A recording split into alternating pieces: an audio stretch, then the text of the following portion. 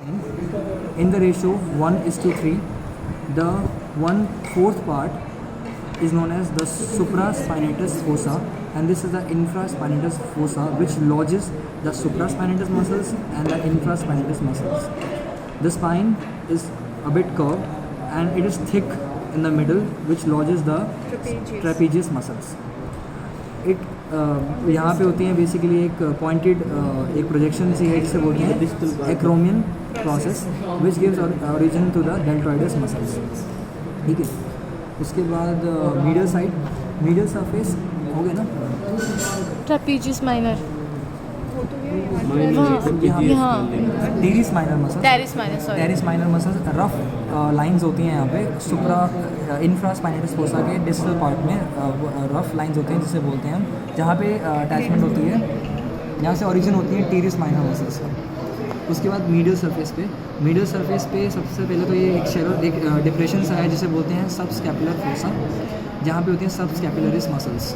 उसके बाद इसका जो प्रॉक्सिमल पार्ट है वहाँ पे दो ट्रायंगुलर स्ट्रक्चर्स होते हैं. जो क्रेनियल साइड है वहाँ पर लॉज करती हैं सेरेटस थोरासिक मसल्स मसल्स, और जो कॉर्डल पार्ट है सेरेटस थोरासिक मसल्स. ठीक है, उसके बाद इसकी बॉर्डर्स तो सिंपल है. जो क्रेनियल बॉर्डर है वो बनता है, वो थोड़ा थिन है और कॉन्वेक्स, अनोसिफाइड है, पिटेड है. बॉर्डर एंगल बता रहे हैं. और बॉर्डर की बात करते हैं.